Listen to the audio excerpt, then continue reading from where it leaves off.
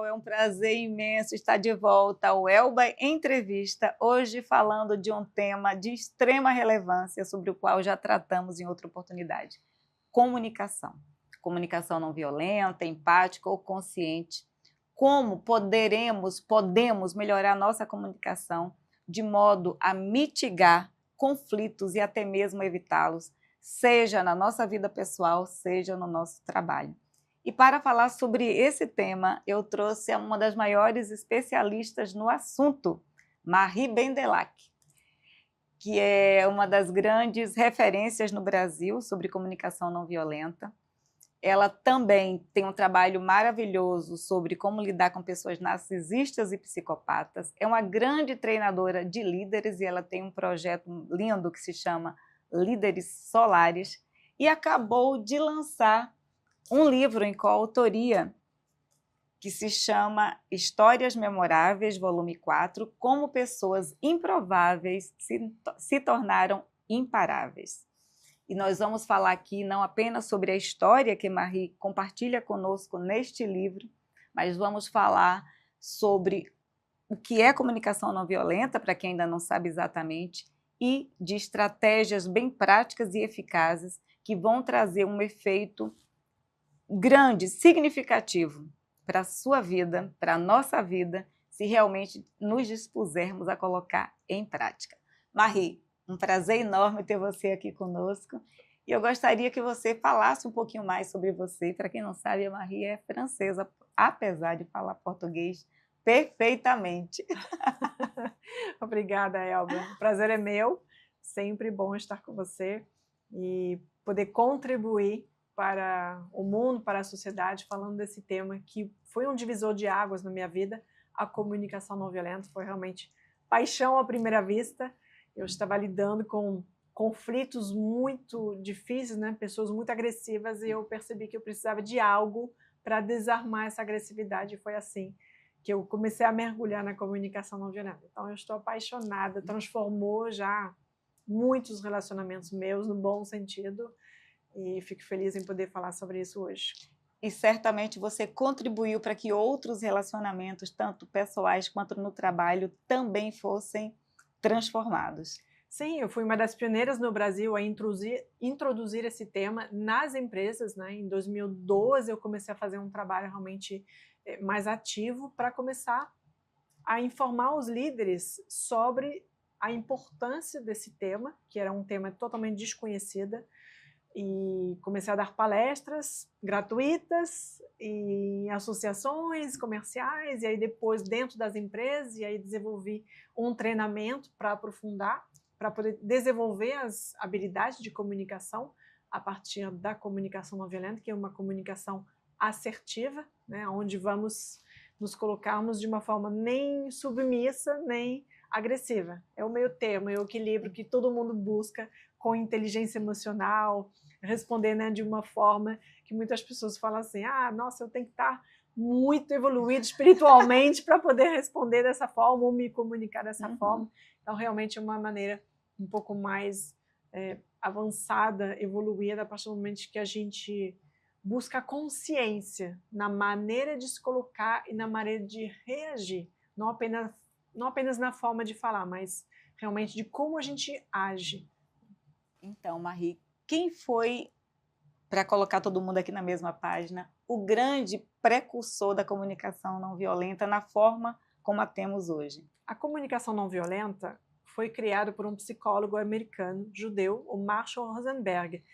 Ele vivia também num ambiente de muitos conflitos raciais, e na época do fim da segregação racial nos Estados Unidos, nos anos 60, e ele teve que conseguir apaziguar, né, vários grupos que estavam em conflitos, e por ter sofrido bullying na infância como judeu, ele também desenvolveu uma curiosidade para entender o que leva algumas pessoas a agredir outras pessoas só pela cor da pele, pelo nome, pela religião, enfim. Ele começou a pesquisar sobre violência e não violência. Então ele dedicou a vida inteira a entender o que torna o ser humano mais violento ou o que pode desarmar os conflitos e a agressividade. E qual foi a principal conclusão dele a respeito disso? Os pensamentos, né? Temos alguns padrões que alimentam a violência. Então, alguns deles são o julgamento, né? Sempre que a gente julga a pessoa, mesmo que a gente não fale, se você já está julgando, pensando, com certeza isso vai ser ressentido para a pessoa, para o interlocutor, né? Pelo interlocutor. Então, os nossos pensamentos, né, críticos, reclamação, crítica, julgamento, moralizador, ameaça, enfim, são vários padrões de pensamento e de comunicação que podem alimentar a violência. Isso tudo, na verdade, tem a ver com a falta de consciência que a gente tem sobre aquilo que a gente está sentindo, sobre aquilo que a gente necessita e até mesmo sobre aquilo que é importante para a gente. Sim. Na verdade, temos alguns gatilhos emocionais, né? Vamos supor, assim, se você tem justiça como valor, se alguém comete uma injustiça te acusando de uma coisa que você não fez, você pode ter uma tendência a reagir muito forte, né? Com raiva imediata, ativou um gatilho em você.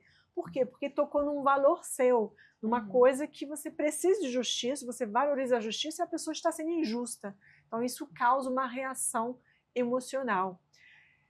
Por isso a gente precisa realmente desenvolver a consciência de si mesmo, entender os nossos gatilhos, entender os nossos valores, as nossas necessidades. Toda vez que uma necessidade nossa não vai ser atendida, a nossa tendência é reagir de uma maneira violenta ou agressiva. Violento não significa que a gente vai bater no outro, agredir o outro. Violento pode ser você engolir sapo. E aí violento com consigo você mesmo. Mas também é ruim para a relação, porque se você engole sapo e não fala, você não traz a possibilidade, a oportunidade para a relação solucionar aquele conflito, aquele problema. Então, engolir sapo também é violento. Na verdade, então, nós estamos falando, não se trata de deixar de sentir ou até mesmo de ter pensamento sobre aquilo que está sendo dito, mas tem a ver com a capacidade de se autorregular e poder responder de uma maneira que não é violenta. Sim, de uma maneira mais construtiva. Mais construtiva. A gente não vai poder prevenir sempre assim, porque a gente não tem controle muito sobre o outro, o que o outro precisa, o que é importante para o outro. Então eu posso não adivinhar, por exemplo, o primeiro contato, que uma pessoa teria pontualidade como valor extremo, e se você atrasar um pouquinho, a pessoa vai ficar muito irritada. Tem outra pessoa que poderia não se incomodar com isso.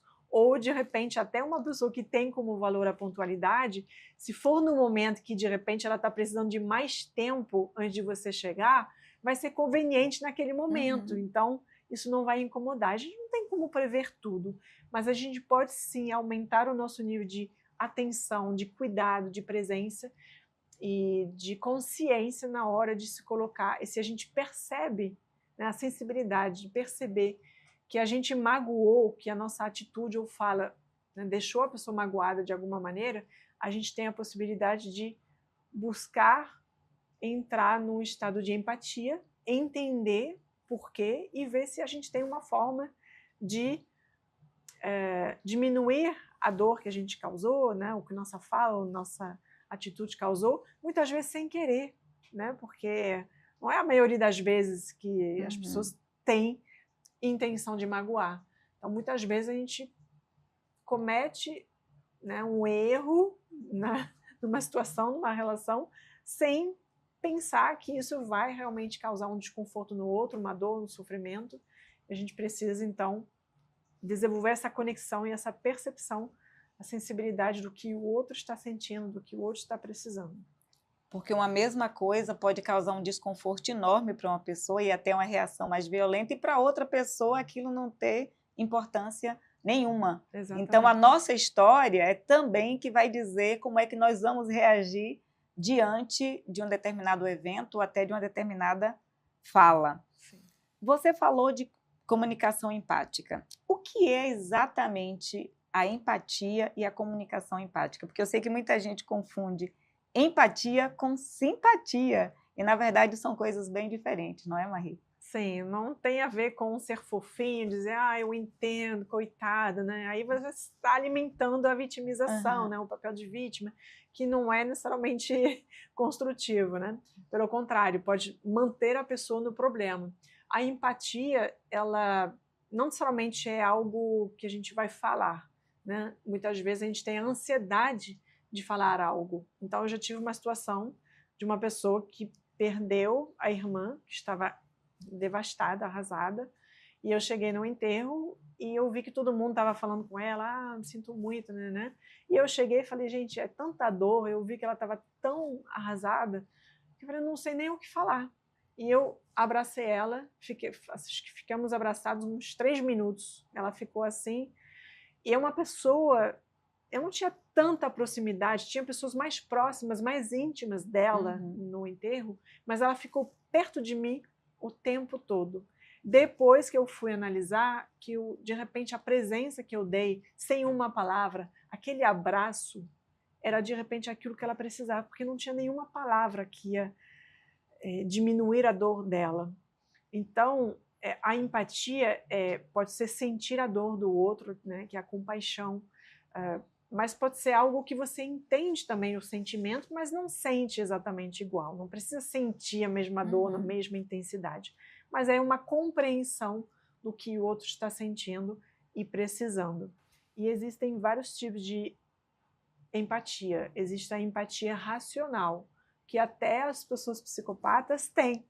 As pessoas psicopatas, elas conseguem entender o que você pensa. Entendem. Agora, elas não têm a empatia emocional de se conectar com a sua dor, entender o que você está sentindo e sentir a dor, né, se sensibilizar pela sua dor. Até que é o contrário, né? A pessoa psicopata, ela tem prazer em ver você sofrer. Então é uma coisa meio esquisita e Vamos diferente. falar um pouquinho mais daqui a pouco sobre isso. Mas então é a capacidade de sentir, se sensibilizar com a dor do outro, né? Quando a gente fala se colocar no lugar do outro, mas nem sempre é possível se colocar, mas pelo menos se sensibilizar pelo sofrimento do outro. Então, disso que você traz, o que vem, que não se trata apenas da palavra bonita, até como você falou, mas de gerar uma conexão que é genuína. Então, tem a ver com, de fato, se importar. Sim. E você falou uma coisa, Marie, super importante, que é a presença. Que a sua amiga, a sua nova amiga, ela realmente sentiu que naquele momento você estava presente para ela ali, que isso fez toda a diferença.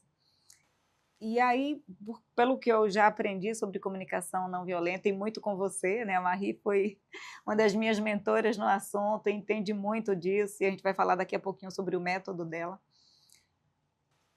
Tanto a presença quanto a atenção plena, elas são fundamentais para essa boa comunicação, essa comunicação que a gente está falando aqui, que ajuda a dirimir conflitos ou até mesmo atenuá-los em situações mais extremas.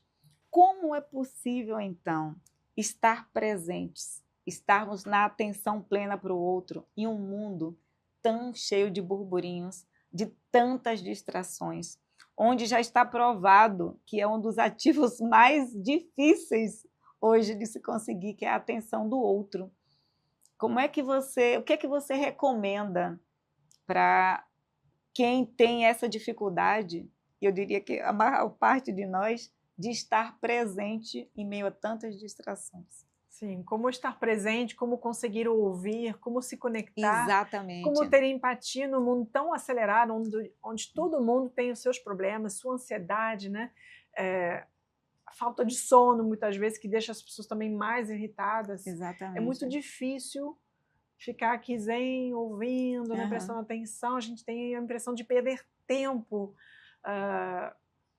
É um desafio, mas isso pode e deve ser desenvolvido, treinado.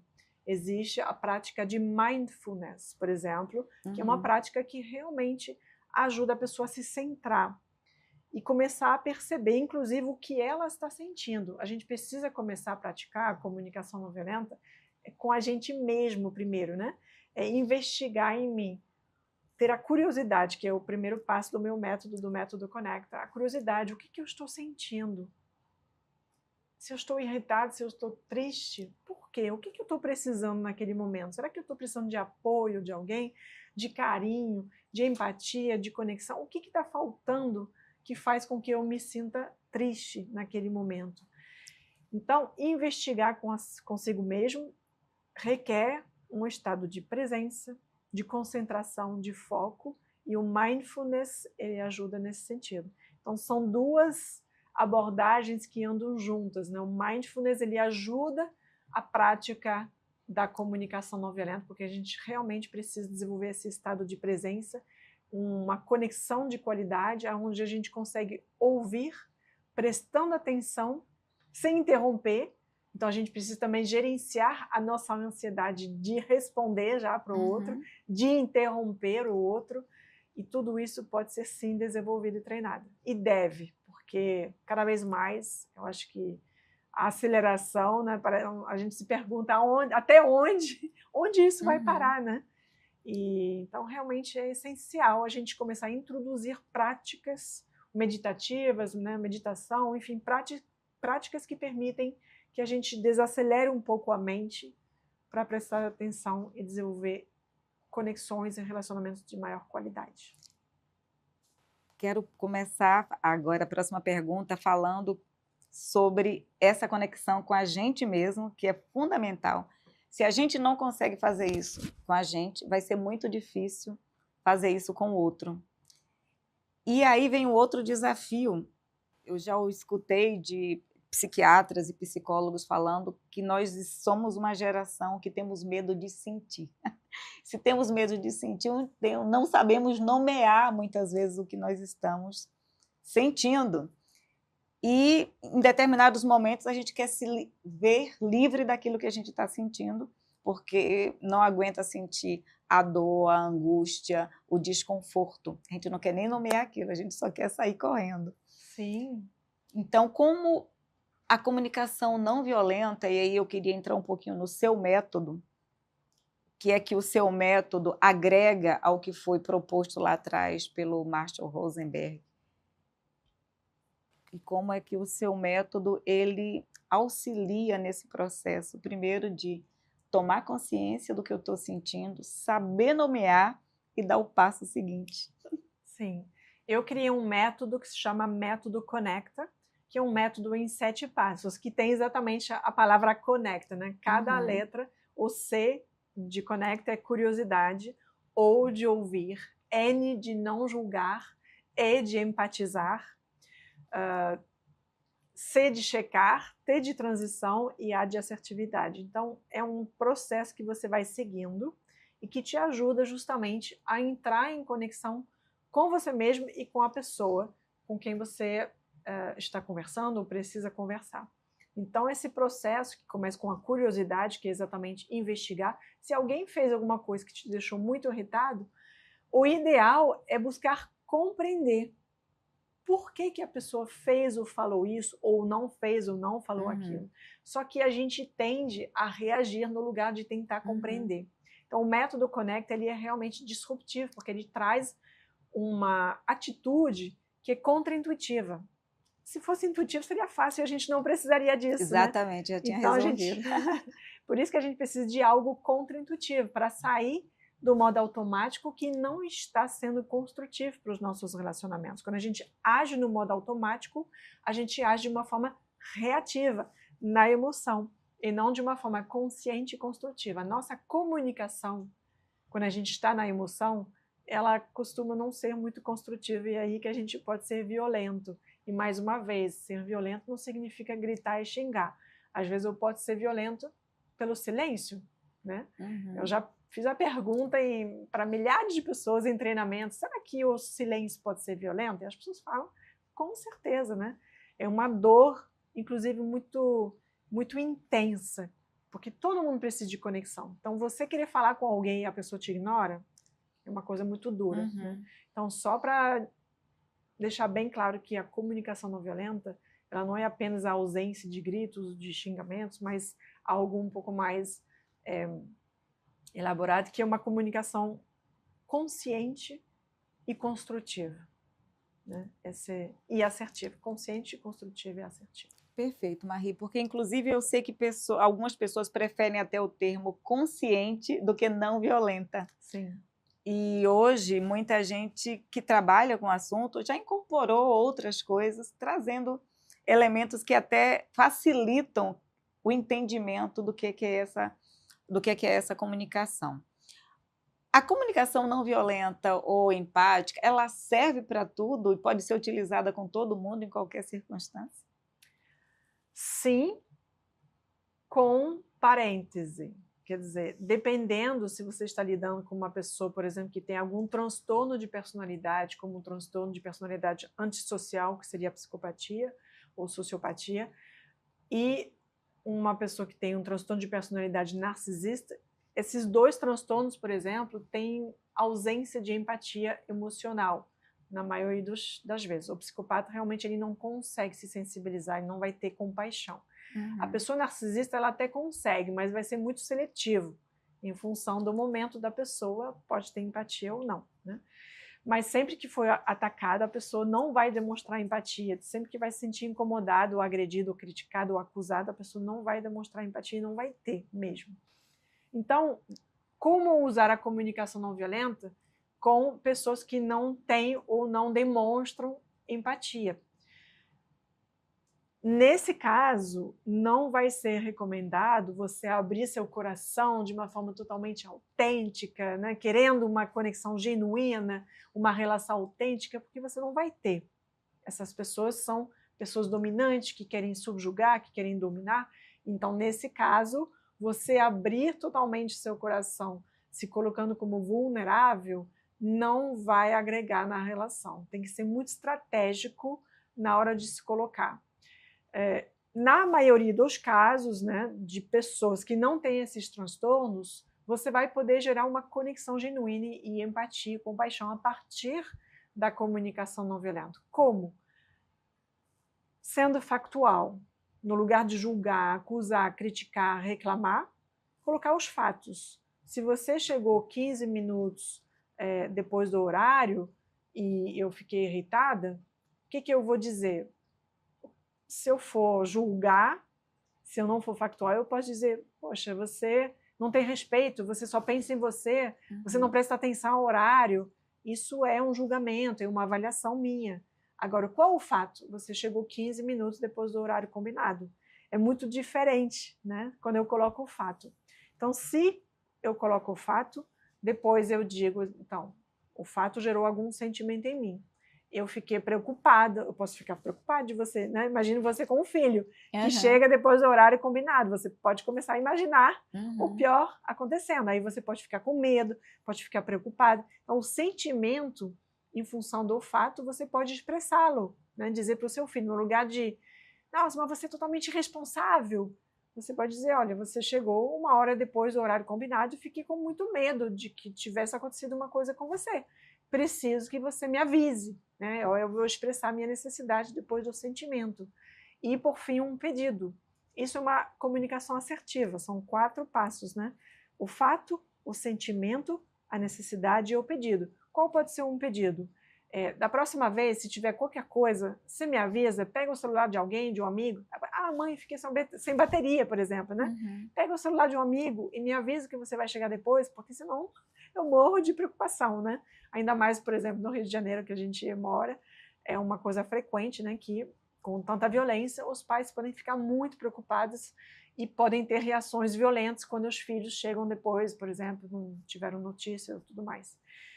Então, é um exemplo de como a gente pode se colocar de uma forma diferente. Isso requer realmente trazer para a consciência e para a razão. Quando eu tenho que pensar, peraí, qual é o fato?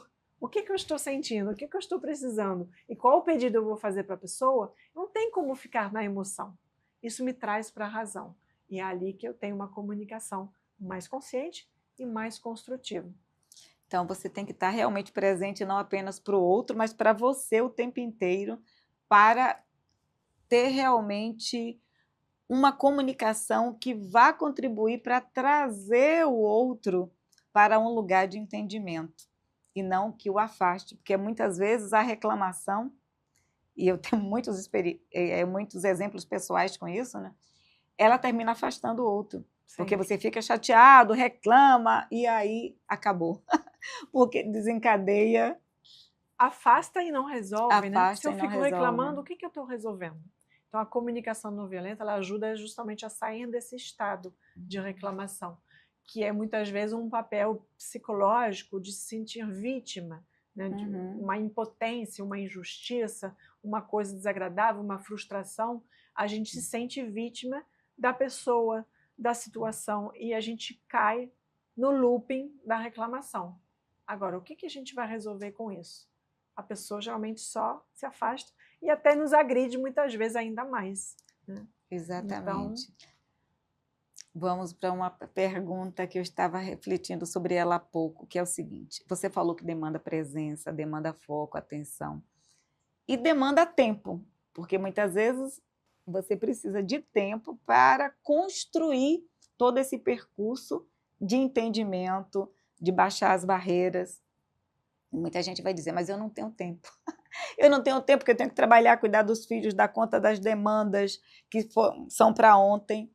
Só que quando a gente não investe o tempo para resolver, a gente vai ter que gastar muito mais tempo lidando com o problema.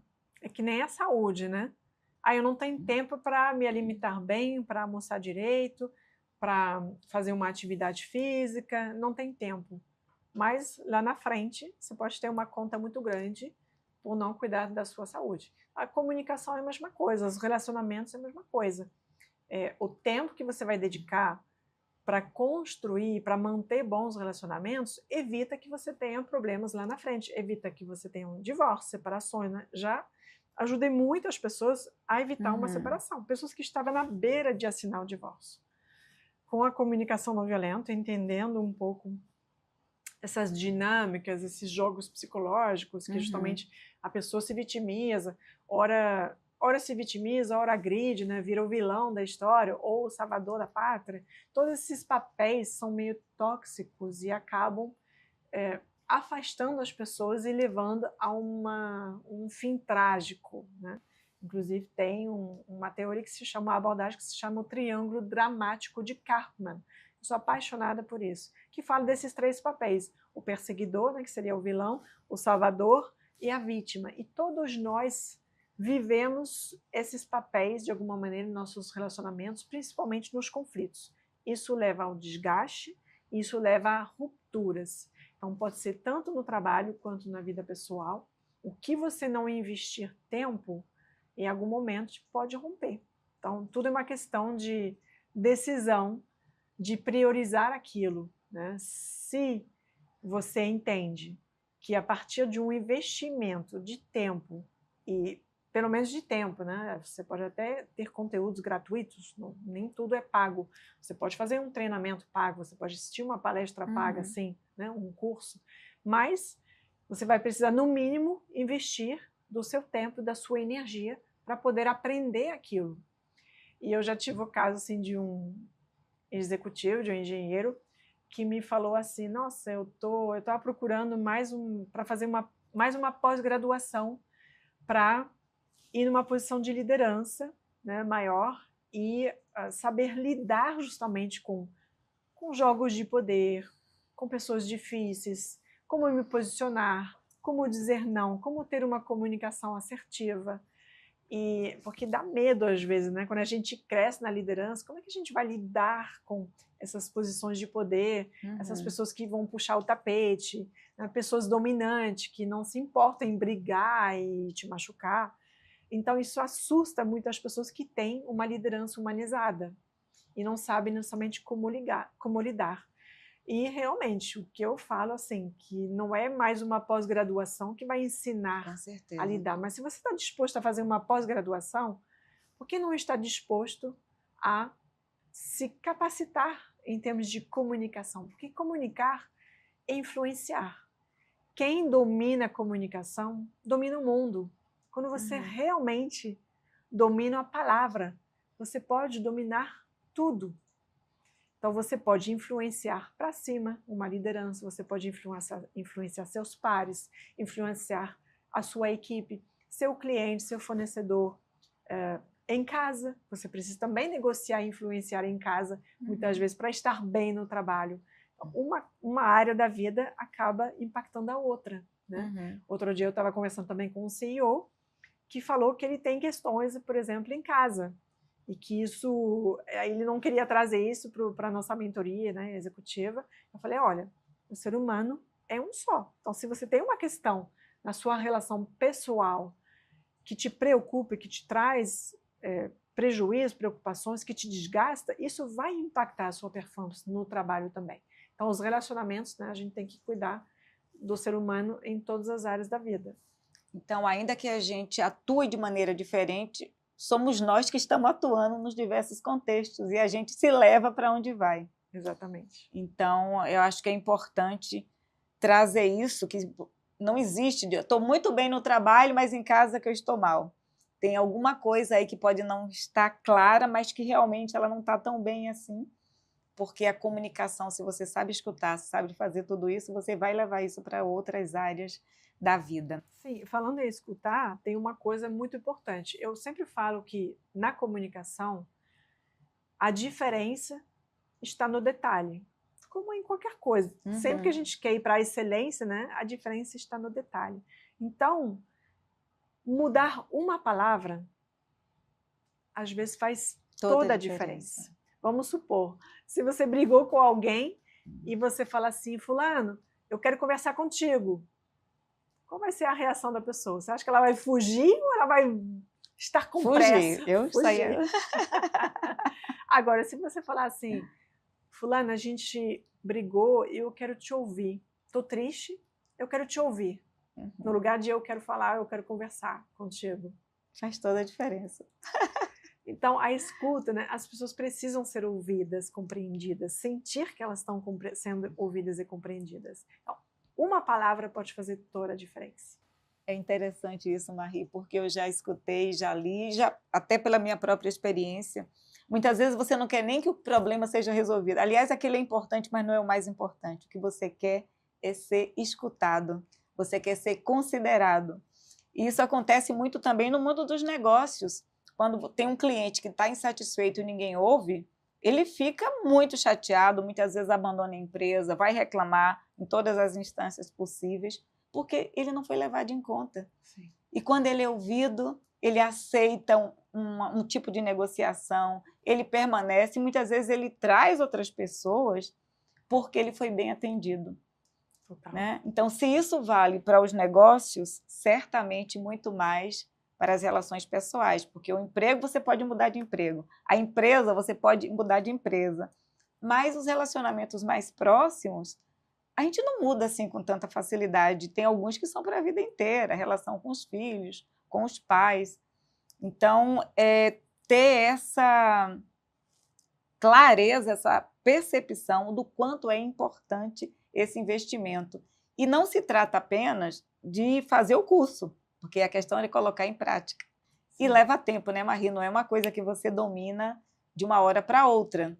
Você aprende os princípios, mas é praticando que você vai aprimorando. Fala um pouquinho mais sobre isso. Como tudo, porque a comunicação é um condicionamento, né? A reação, como a gente vai reagir. Basicamente, é gerenciar as nossas reações, né? Porque se a gente tem tempo para pensar o que a gente vai falar, como que a gente vai se colocar, tudo isso é um pouco mais fácil. O problema geralmente está no reagir, né? No momento do gatilho. Se a gente não treinar e não mudar nosso condicionamento, que sempre foi reagir de um jeito, respondendo, contrapondo, agredindo de volta, xingando, tudo isso é um condicionamento de anos. Se a gente não aprender a fazer diferente, a gente não vai ter mudança em termos de resultados, nos negócios, na vida pessoal, enfim.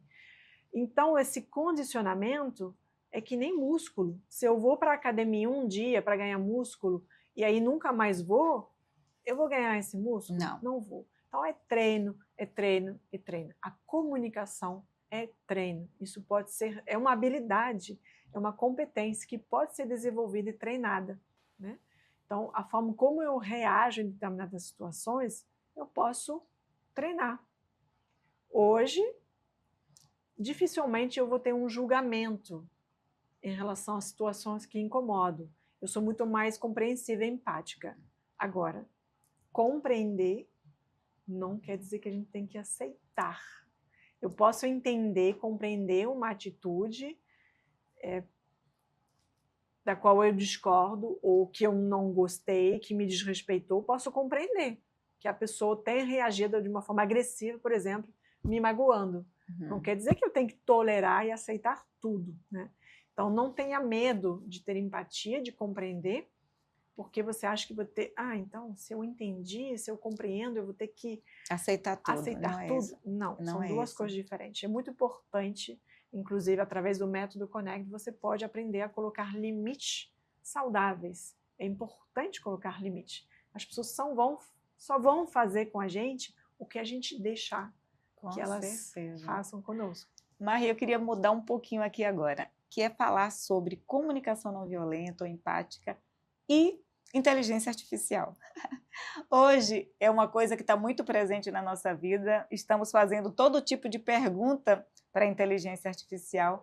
E uma pergunta que eu trago para você é o seguinte: como é que nós podemos utilizar a inteligência artificial para nos ajudar nessa empreitada que tem tantos desafios, que é estabelecer uma comunicação mais empática? Olha, é muito engraçado, porque eu tive uma situação recente em que, conversando com uma amiga que tem uma filha adolescente, e ela estava usando o ChatGPT. Tem 16 anos e estava lá fazendo a pesquisa dela, e chegou um momento que eu não sei, aconteceu alguma coisa, que ela ficou irritada com as respostas do ChatGPT, e ela falou: chega, cala a boca, para o ChatGPT. Aí o ChatGPT respondeu para ela: sinto muito, não queria ter importunado, magoado você, peço desculpas. Eu falei, gente, mas que coisa engraçada, né? Qual o ser humano que vai responder dessa maneira quando você fala de uma forma agressiva, né?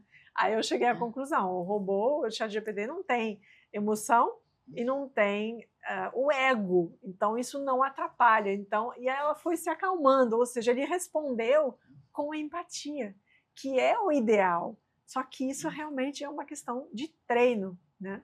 A gente não vai reagir assim de uma forma intuitiva. Então, eu achei interessante que hoje a gente tem robôs que são mais capazes do que seres humanos mais capazes do que seres humanos de demonstrar empatia, de reagir com empatia.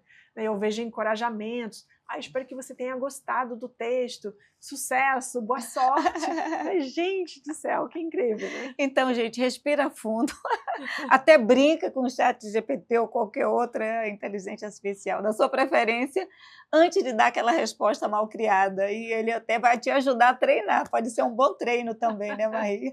Com certeza. É engraçado, mas pode ser um bom treino. E aí eu gostaria que você falasse agora um pouquinho sobre o seu livro. Queria que você contasse o que é que você compartilha aqui com a gente, a história desse livro. Esse livro, Histórias Memoráveis, né, como pessoas improváveis se tornaram imparáveis, foi realmente uma inspiração divina para mim, onde eu tive a oportunidade, junto com outros autores, de trazer um pouco da minha história. Uma coisa que eu percebi é que, através das redes sociais ou das minhas masterclasses, das interações que eu tenho com o meu público, é que as pessoas que me veem hoje, lançando livro, fazendo podcast, inclusive, né? Indo para a TV, dando palestras, enfim, vendo um sucesso, né?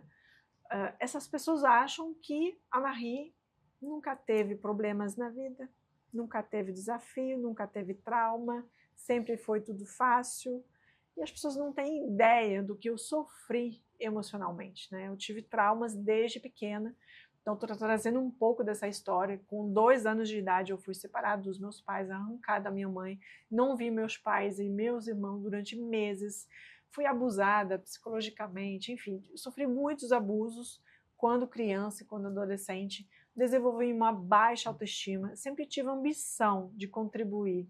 Então, foi isso que sempre me norteou, mas a minha autoestima era muito baixa, eu não tinha autoconfiança, eu não tinha a sensação de que eu era capaz. Eu ouvi muitas coisas de pessoas que tentavam me diminuir ou me fazer achar que eu nunca ia dar certo na vida. Até alguns anos atrás, não tão distante, conversando com outros empresários, eu normalmente tinha plateias de 40, 50 pessoas, 100 pessoas às vezes, e eu falei, agora eu quero expandir, eu quero levar o meu método para mais pessoas, porque realmente o método conecta. Que funciona, viu, gente? É incrível! Então eu não posso guardar isso para mim, que nem a comunicação não violenta.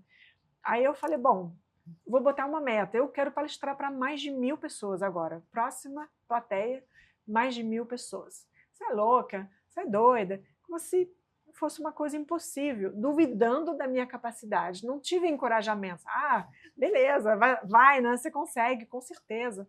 Não, eu sempre tive pessoas minando a minha capacidade, minando a minha autoestima, me dizendo que eu não ia ser alguém na vida, né? Então, isso não me ajudou, mas eu não fiquei na posição de vítima, por mais que eu me senti por muito tempo refém dessa emoção de incapacidade, de que nunca ia dar certo. Eu estava vendo todo mundo, quando eu comecei no digital, todo mundo com milhões de seguidores, assim, milhões entre aspas, né, assim, conseguindo crescer e eu não estava conseguindo, até o dia que eu viralizei e realmente alcancei milhões de pessoas em um ano. Mas foi uma coisa que foi, depois de muitos anos, batalhando, trabalhando, investindo, sofrendo, me achando incapaz e achando que não estava dando certo, enquanto estava dando certo para todo mundo. Então não foi fácil, não. Mas eu recebi muito apoio na idade adulta, apoio do meu marido, apoio assim, de vários profissionais que me ajudaram a crescer, que eu fui buscar, né? Certamente. Então, eu quero dizer com isso que o que fizeram com você na infância, por mais que você sentiu ou ainda se sente hoje talvez incapaz, que você se sente inseguro ou insegura para alcançar o sucesso, nunca é impossível. Se você procurar apoio, se você procurar autoconhecimento e conhecimento, você pode transformar, superar qualquer coisa. E eu procuro também muito apoio na dimensão espiritual. Né? Eu acho que é meio que um tabu para muita gente, né? Muitas vezes nas corporações, nas grandes empresas, não se fala muito em espiritual, como se fosse uma coisa esotérica. Mas existe realmente uma força maior. E eu acho que quando a gente se conecta com essa força maior, para mim, né, é o que pessoas chamam de Deus, pessoas chamam de vida, de universo, enfim. Quando a gente se conecta com essa fonte do bem, a gente ganha uma força também que a gente às vezes não sabe aonde a gente tirou essa força, mas a gente está aqui em pé e conseguindo superar os desafios. Então eu me apoio muito nessa força também espiritual, além dos mentores, do conhecimento, do conteúdo. A comunicação não violenta me fortaleceu muito, mas tudo que eu aprendi, né, eu procurei transformar as minhas dores, as minhas feridas, as minhas histórias, meus traumas de infância em fortaleza inabalável. E isso hoje é comprovado, quantas pessoas que têm fé, aquelas que estão conectadas com algo maior, que, como você disse, eu posso dar diferentes nomes para isso, para esse ser, para Deus, é Deus, aquele que sabe, aquele que tudo pode, né? Aquele que me fortalece. Certamente, porque muitas vezes a gente pode ir para o sentimento de impotência, inclusive nos relacionamentos. A gente acha que fez tudo, e realmente fez tudo que está dentro do nosso âmbito de atuação. E é preciso realmente acreditar, confiar, não uma fé cega, mas uma fé instruída, e que passa, mais do que tudo, pela conexão, né? Então, nós falamos de conexão, e agora aqui voltar para a conexão, que é a palavra-chave, que é meu Deus do céu, é mais do que uma palavra, é um elemento crucial na vida da gente. Tem estudos que mostram também como sendo um elemento absolutamente fundamental para a longevidade, para a saúde, para o bem-estar físico, emocional e mental, a qualidade das conexões. E a gente fala muitas vezes da conexão com o outro, mas essa conexão com Deus e com a gente, que estão de muitas maneiras relacionadas, é essa conexão que vai ser a base das outras conexões. Sim, eu acredito. Eu não era uma mulher de fé, que foi também uma transformação que eu vivi, que eu passei. E realmente eu posso dizer que foi uma virada de chave que mudou totalmente minha vida. E tudo é muito mais leve. Hoje eu me coloco todo dia a serviço do bem, a serviço de Deus. Então é uma coisa que eu não carrego peso, não é uma coisa egóica de eu tenho que ter sucesso, eu tenho que ter fama. Deus me use hoje para fazer o bem, para trazer luz, e aí tudo é muito mais leve, né? Você acaba sendo guiado e você se coloca de uma forma humilde para realmente ouvir o outro, ajudar o outro naquilo que o outro precisa através do seu conhecimento, da sua experiência. É uma coisa muito mais leve. Senão as pessoas ficam se cobrando e achando que tudo é sobre elas. Não é sobre a gente, é sobre ser luz na vida dos outros. Por isso que eu criei a mentoria Líder Solar, que eu acredito que o mundo precisa de líderes solares, de líderes íntegros, humanos, que possam ser luz e não destrutivo, como é o caso de muitas pessoas em posições de liderança, que na verdade só pensam em si e acabam destruindo mais do que construindo. E destruindo relações, destruindo o planeta, destruindo coisas que foram construídas por outras pessoas. Pelo benefício próprio. Benefício próprio. Isso que você falou é fundamental. Hoje, antes de vir para cá de manhã, foi esse o pedido que eu fiz para Deus, que essa conversa aqui, que essa entrevista, ela fosse um instrumento para beneficiar outras pessoas, que beneficiasse a gente que está participando, mas mais do que tudo, que beneficiasse outras pessoas. E eu achei interessante você falar Deus me usa, que foi exatamente essa expressão que eu usei hoje de manhã, dizendo Deus me use aqui como instrumento, que as palavras que vão ser proferidas aqui, elas sejam palavras de sabedoria, possamos ser o canal para beneficiar outras pessoas. Isso não é sobre a gente, mas é sobre o conteúdo e a mensagem que a gente pode passar aqui. E a conexão, sobretudo, que nós podemos gerar. Marie, tem mais algo que você gostaria de trazer aqui para a nossa audiência? Muitas pessoas me perguntam, né, se o livro pode ser comprado hoje nas livrarias, nesse momento que a gente está gravando, não sei se você vai ver esse podcast depois, nesse exato momento, a venda está sendo exclusiva, né, tem uma pré-venda só pelos autores. Então, para quem quiser um livro agora, vai pela bio do Instagram para entrar em contato, solicitar o seu exemplar autografado. O meu Instagram é @mariebendelac, MAREBENDELAC, @mariebendelac. Eu acho que vai aparecer no Vou vídeo. colocar na legenda, certamente. Isso é ótimo, gente. E certamente muitas pessoas assistirão a essa entrevista depois e já estará nas livrarias. É um ótimo presente. Você compra não só para você, mas dá para as pessoas que você gosta.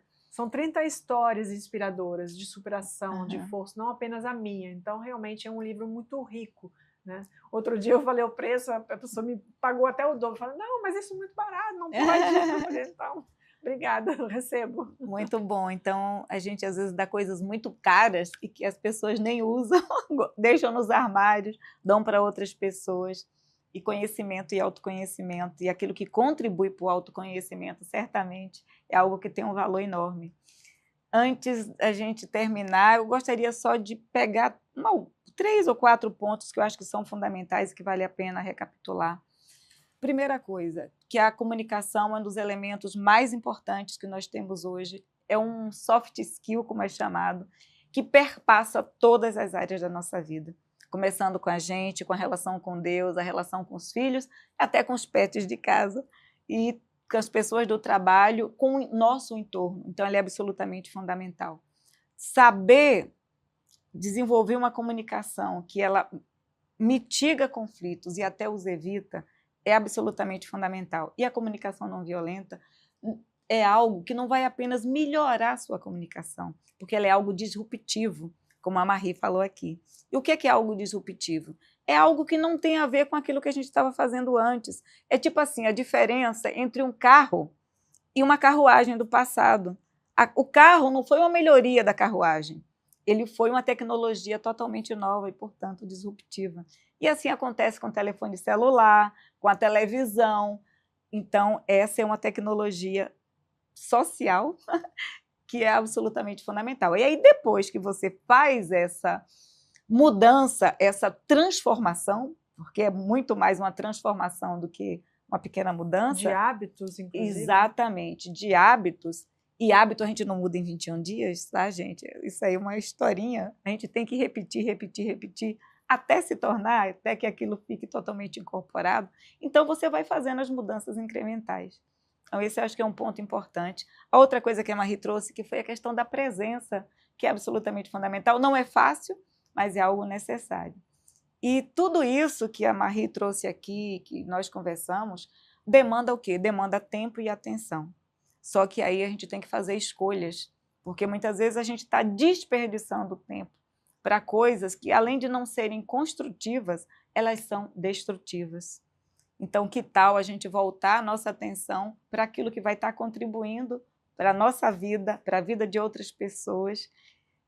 E a presença, ela é fundamental nisso, né, Marie? Sim, e sobre os 21 dias, né, que tem essa... Realmente, se você fizer durante 21 dias, inclusive a gente criou o primeiro curso online de comunicação não violenta e empatia com o método Conecta.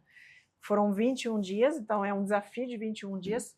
É o começo. Exatamente. Não é onde você tem que parar, mas se você conseguir fazer esses 21 dias, você já vai ter uma transformação imensa e duradoura. Agora, é bom ver, rever e continuar praticando, que nem a mesma coisa. Ah, eu vou fazer dieta durante 21 dias, depois nunca mais vou ficar fit. Não.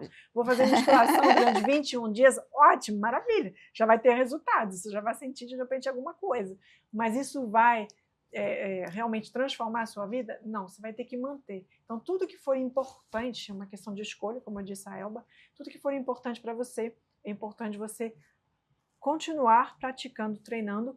E o método Conecta, ele é o que tem de mais prático e mais rápido para a pessoa aplicar desde o primeiro dia. Se ela aplicar aquela sequência, ela já vai ter um resultado diferente, disruptivo, revolucionário, porque vai ser totalmente contraintuitivo. Então, por mais que a pessoa precisa, idealmente, se aprofundar nos conhecimentos, na compreensão dos conceitos da comunicação não violenta, eu criei o método Conecta para facilitar para que a pessoa que ainda não teve tempo ou oportunidade de estudar isso mais a fundo, ela pudesse, aplicando esse passo a passo, ter um resultado de imediato. Então não tem desculpa, gente. Você tem agora a chave, né, seguindo o passo a passo, para fazer o milagre acontecer. Agora, continuar praticando esse passo a passo para continuar tendo os milagres. Exatamente, porque é um estilo de vida que a gente está falando aqui, não é alguma pílula mágica que muita gente está buscando, ou algo que você faz uma vez. A pílula mágica você tem que tomar todo dia. Todo dia. Exatamente, e é maravilhoso esse exemplo que você deu da atividade física, da alimentação. Então tem várias coisas que a gente faz diariamente, é o poder do todo dia. E vou te dizer uma coisa, vai ter cada vez mais coisa nesse sentido, porque os autocuidados que nós devemos ter, eles vão aumentando. Se queremos ter uma longevidade saudável com qualidade de vida, temos que incorporar todas essas coisas. Então, vai estar aqui também, embaixo na legenda, como você pode adquirir o curso Conecta, todos os contatos da Marie. E eu lhe garanto, esse método, eu passei por ele e estou passando de novo nesse exato momento. Resolvi refazer o processo, porque às vezes a gente vai esquecendo algumas coisas, e eu lhe digo, assim, trouxe muita coisa nova, está me trazendo, na verdade, nesse processo de refazer, coisa que eu tinha esquecido e que já estão fazendo diferença, sabe, Marie? Só começar uns 10 dias atrás fazer esse método já me deu um estalo com relação a várias coisas que eu estava agindo de maneira totalmente diferente do objetivo que eu estava querendo alcançar. Então, eu super recomendo. Obrigada, Marie, Elba. uma alegria enorme. Eu acho que a gente trouxe aqui, você trouxe aqui, coisas que são super importantes, que vão contribuir para a comunicação nas famílias, das empresas e nas redes sociais também. estamos precisando muito disso nas redes sociais também. Porque muitas vezes a comunicação que está lá, muita gente vai para as redes sociais para falar mal do outro, para agredir, enquanto a gente pode utilizar isso como um instrumento também de transformação. Sem dúvida. Querida, Obrigada. obrigada.